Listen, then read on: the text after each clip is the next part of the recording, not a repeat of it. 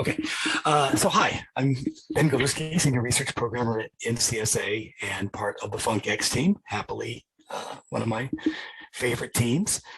And I'm going to be talking about setting up a FunkX endpoint on Kubernetes, which is an extremely powerful way to use FunkX. And so I'll be talking a bit more about that. So first, little interactivity. Press the thumbs up if you know about Kubernetes. How many people here are currently using Kubernetes? I've only heard the K word mentioned many times today. Caught everyone off guard. All right, yeah, pretty good. So reactions, and then you can see them over in the participants list. So for the rest of us, so Kubernetes is an open source system for orchestrating Docker containers. And it's sort of like turning a whole group of machines into a mainframe, all running Docker containers. And so it's extremely scalable. Steep learning curve, but once you get over that, it's incredibly powerful and you can kind of do a lot of things simply. And so, yeah, so it's a great way of harnessing the power of a cluster of computers. And most significantly for this talk is that it all runs off Docker containers.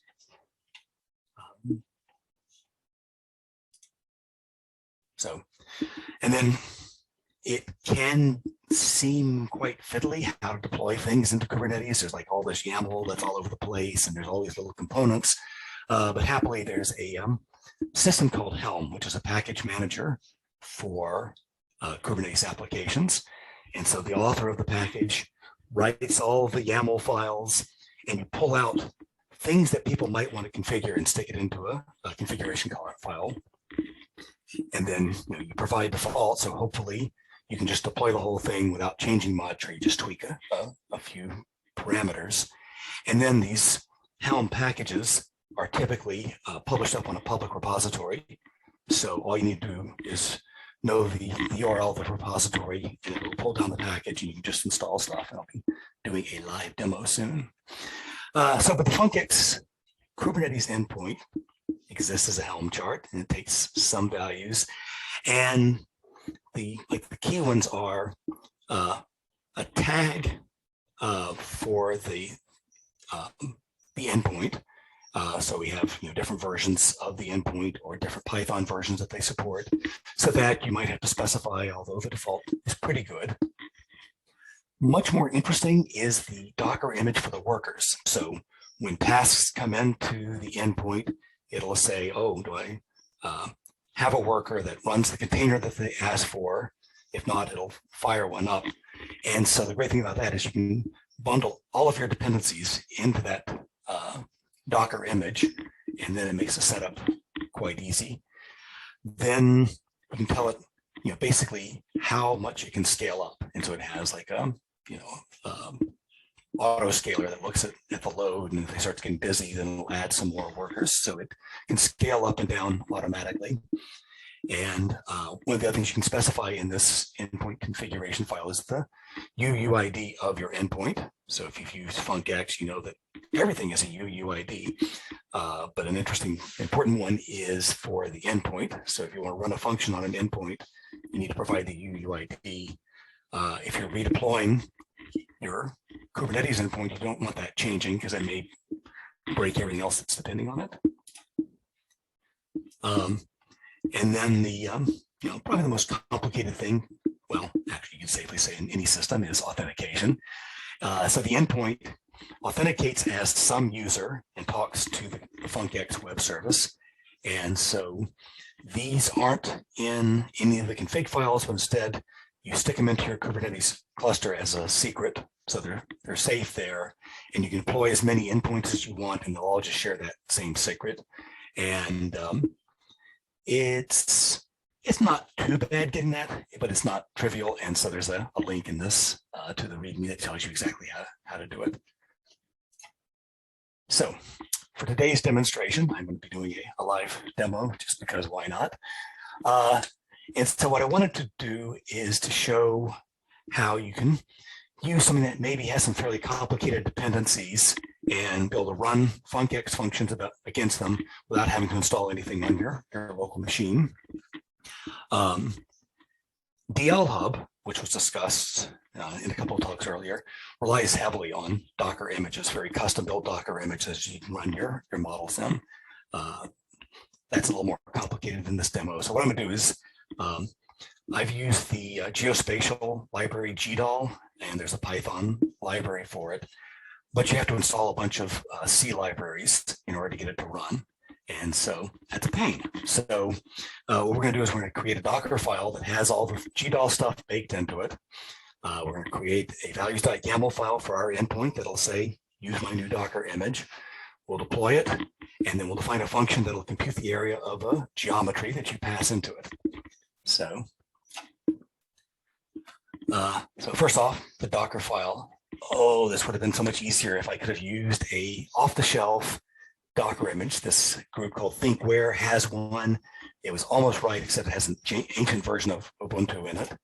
So all I did is I just basically took their Docker file, based it on the current Python Docker image, and then install a bunch of junk and GDAL.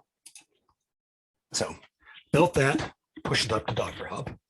Okay, next thing is the values.yaml, which is my configuration that tells Helm how to deploy this.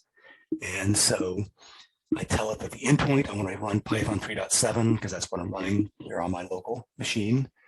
I've told it the worker gets deployed with just this GDAL Docker image. In worker init, this is really nice that I didn't have to put funcx in my Docker image. So I have a fighting chance of, if there's a fairly recent version of the Docker image out there, when the endpoint starts it up, it runs this command, so it'll install funcx. So you don't have to mess with your Docker image to install stuff. And because this is running on my laptop, I'm going to keep max block small, and then some other stuff. So here we go. So let me exit from this, go over to my terminal, and if you're familiar with Kubernetes, there's a very famous command, kube control, which I've aliased to K because I am lazy. In fact, I have KGP, which gets all the pods. There's nothing running, nothing up my sleeve. And so there's, as I mentioned, there's a repository that has this endpoint Helm chart in it. So if I say Helm repo list, you can see I've already installed funcx and told it, here's where the Helm charts are, and this is just a repository. And then it's always a good idea to make sure, see if there's any newer version of the chart. So I say Helm repo update. So it goes off, talks all those repositories and sees if there's anything new. Okay, happy helming. And you've seen my values.yaml. So I'm going to just paste this here. So I'm calling Helm, which is this package manager, to install based on my values file, a new application. We're going to call it funcx, and it's going to pull from the funcx repository, the funcx endpoint. So off it goes. So if I look at my pods now, it's creating this funcx endpoint. So I don't know if it's pulling down the image. We'll see. There we go. It's running. And so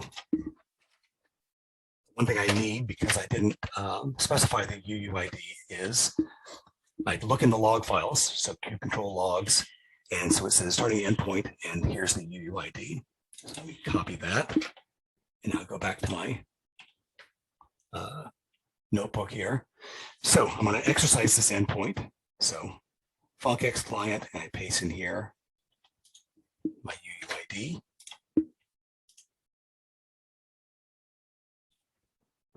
Okay, and then I don't have GDAL installed on my laptop, honest. And so here is my function that computes an area from a WKT1, which I swore I was going to look up what a WKT is, but it's some sort of a standard format for geometries. Here's my function, compute area. And you see I have to put the import for the GDAL library inside here because I don't want to import it on my laptop because it doesn't exist, but it'll get imported in this function. And so it just creates a polygon, gets the area, and returns it. So I run this. I have my function. I've now registered it. And then here we go. So I'm going to call it with this polygon. So I know my GDAL endpoint, which is the one that's running on my laptop, and my function. There that is. I don't want to do that. Okay. Run it. Okay. So I've got a task ID. So there we go. So the endpoint has now launched a worker. Is there anything interesting in here? Probably not. Oh, there you go. You can see that it installed all the stuff. And now let's go here. There we go. I have no idea what those units are, but that's the answer. So that was really all it takes to install your very own endpoint running arbitrary Docker image. And so it's really a nice way to invoke functions that may have a bunch of complicated dependencies without having to install them on your laptop. And you can hand this endpoint out and everyone in your, all your friends can use it. And it scales quite nicely if you happen to have a big Kubernetes cluster. So that's my demo. Open for questions. Thank you, Ben. That was very impressive. Does anyone have any questions? So you did cheat by having the secrets installed beforehand, right? Yes. But it's not too bad. Thank you, Ben, for helping me figure out how to make that not as bad as it was.